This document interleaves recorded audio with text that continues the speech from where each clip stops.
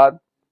मैं दामोदर यादव मंडल, आजाद समाज पार्टी का राष्ट्रीय कोर कमेटी मेंबर और डीपीएसएस का संस्थापक। सम्मानीय सुनील अस्तेजी हैं, हमारे आजाद समाज पार्टी के पूर्व प्रदेश अध्यक्ष भी हैं और फाउंडर मेंबर भी हैं पार्टी के। अनिल गुर्जर जी हैं, हमारी जो यूथ विंग है आजाद समाज पार्टी भीम आर्मी की, उसके प्रदेश के अध्यक्ष पूर्व हैं। और हमारे डीपीएसएस के कार्यकारी प्रदेश अध्यक्ष हैं कमल कुशवाहा जी और अमित बंसोड़ साहब, प्रदेश महासचिव आजाद समाज पार्टी के। हम सब साथियों ने आपको आमंत्रित किया था। दो विषय बहुत महत्वपूर्ण हैं। आप सबको मालूम है कि यूजीसी के मुद्दे पर आज पूरे देश में बवाल मचा हुआ है और वर्ग संघर्ष की स्थिति बनी हुई है।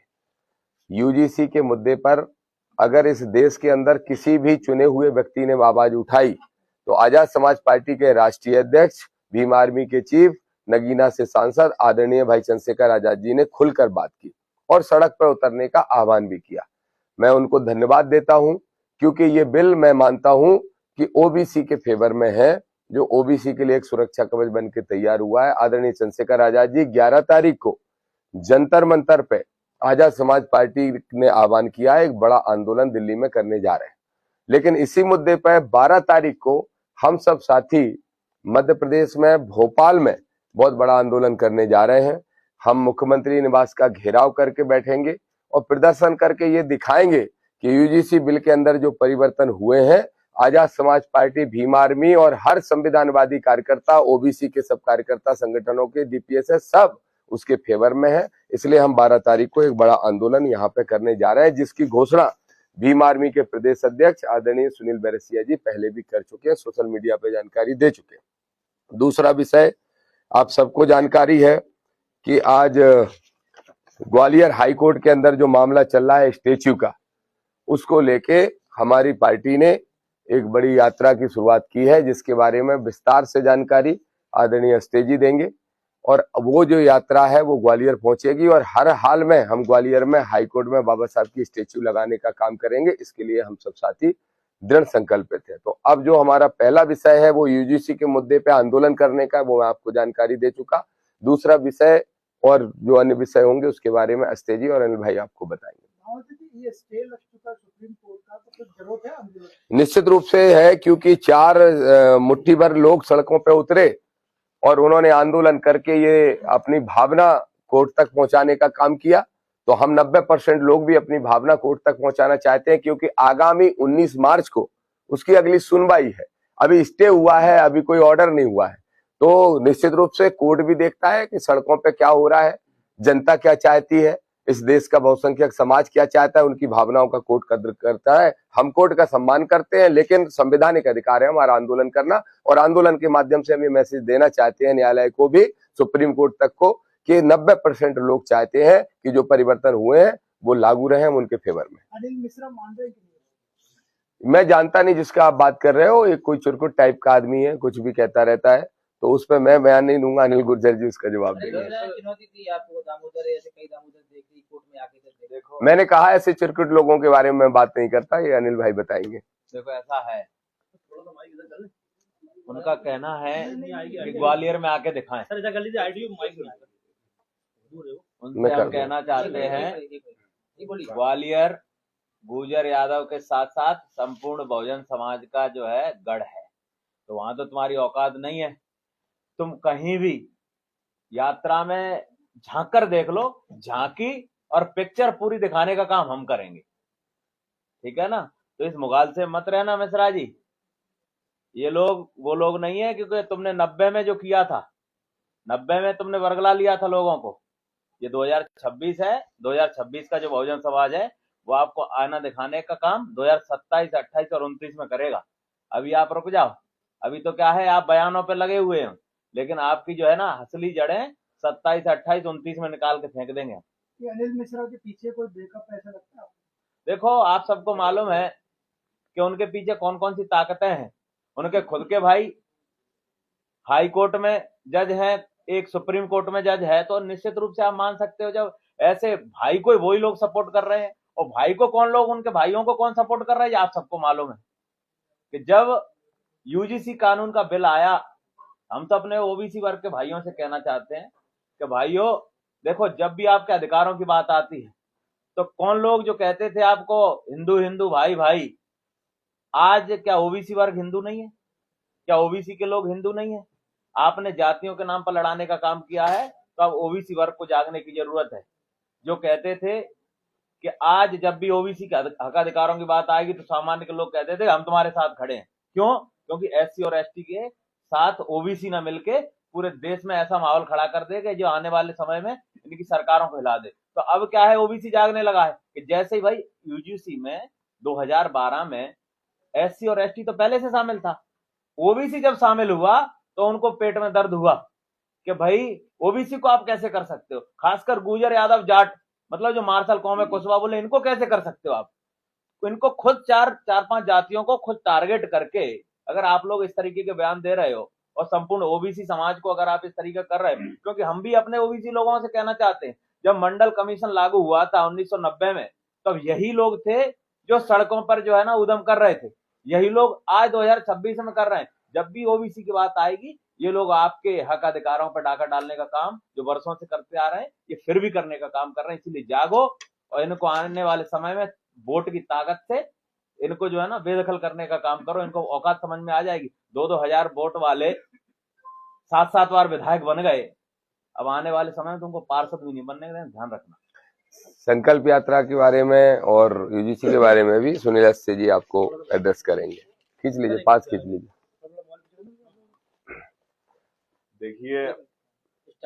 देखिए मध्य प्रदेश के अंदर लगातार बाबा साहब डॉक्टर भीमराव अंबेडकर के अपमान के साथ खिलवाड़ हो रहा है, और अब तो जो ओबीसी समाज है, दलित समाज है, आदिवासी समाज है, इनके वर्गों के लोगों पर पेशाब चटवाई जा रही है और पेड़ धुलवा कर पेड़ चटवाई जा रहे हैं, पेशाब फैलाई जा रही है। तो कहीं ना कहीं निंदनीय है। और सबसे बड़ी शर्म की बात तो ये हुई कि एक मुख्यमंत्री यादव के होते हुए यादव की चुटिया उखाड़ दी गई। ये ऐतिहासिक मतलब इतिहास में पहली बार इस तरह की मतलब घटना हुई। तो इससे संपूर्ण बहुजन समाज बेहद आक्रोशित है और आहत भी है। और आक्रोशित इसलिए है कि उनके जब दलित आदिवासी समाज के जब वर्ग के अधिकारी आईएएस आईपीएस जब इस पाखंडवाद की जड़ें उखड़ने का काम करते हैं, तो संतोष शर्मा जैसे आईएएस को बेदखल करने का काम किया जाता है। तो हम लोगों ने माननीय दामोदर यादव जी, गुर्जर जी, हमारे गुर्जर जी, माननीय चंद्रशेखर आजाद जी, रतन साहब, सभी हमने ये तय किया है कि बाबा साहब अम्बेडकर की जो प्रतिमा है ग्वालियर हाईकोर्ट के अंदर जो नहीं लग रही है, इसको लेकर हम लोग संकल्प यात्रा निकाल रहे हैं। नागपुर से हम लोगों ने यात्रा भोपाल तक निकाली है।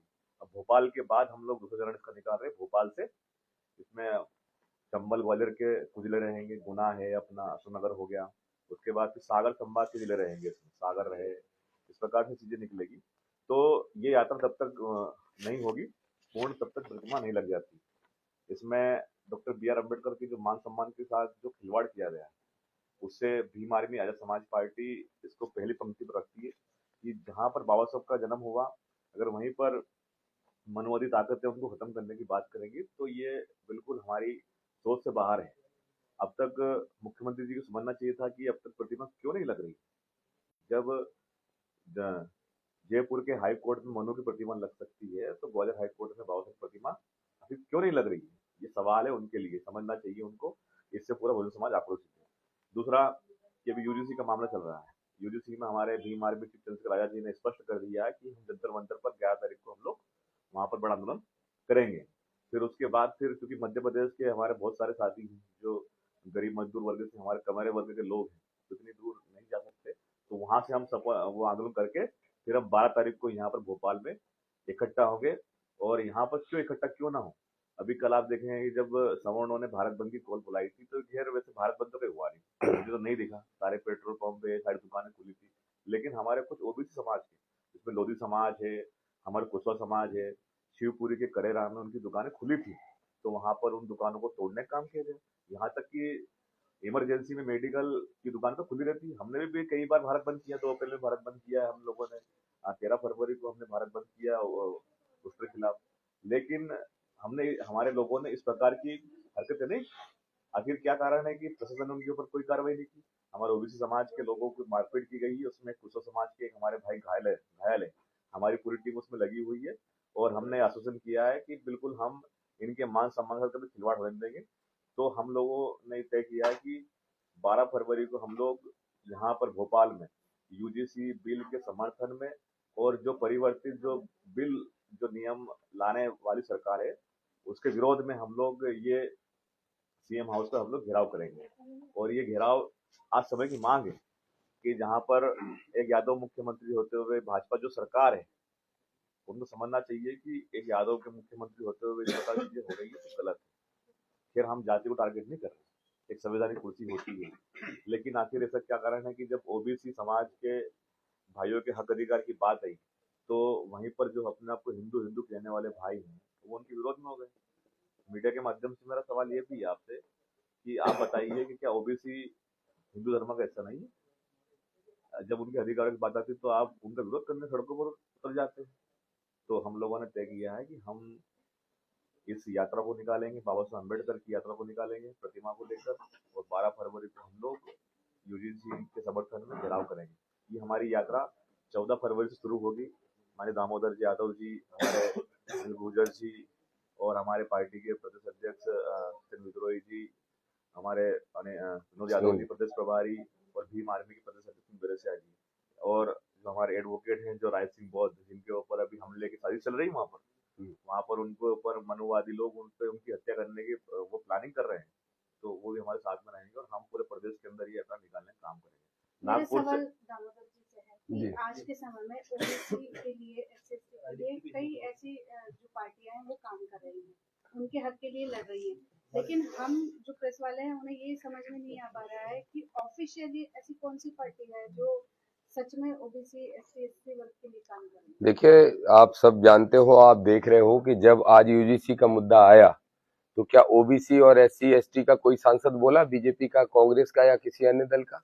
अगर कोई बोला तो हमारे राष्ट्रीय अध्यक्ष आदरणीय चंद्रशेखर आजाद जी बोले। तो मैं ये मानता हूं कि इस समय Azad Samaj party Bhim army SC ST OBC के लिए और मानवतावादी सोच के लिए, मैं आपको स्पष्ट कर दूं, हम किसी जाति वर्ग के विरोधी नहीं है, लेकिन जो गैर संवैधानिक लोग हैं और जो मानवता को शर्मसार करते हैं, हम उनके विरोधी, हम मानवतावादी सोच को स्थापित करना चाहते हैं। आदरणीय अस्तेजी जो आपको बता रहे थे यात्रा के संबंध में, आपने बीच में सवाल पूछ लिया, इसलिए मैं एक दो लाइन उसमें और स्पष्ट कर दूं कि ये जो संकल्प यात्रा हम लोगों ने शुरू की, जब मैं वहां नागपुर पहुंचा तो अस्तेजी भी मेरे साथ वहां पे पहुंचे थे और हमारी पार्टी के राय सिंह बौद्ध साहब और भी दत्तू मेड़े जी और सब साथी पहुंचे थे।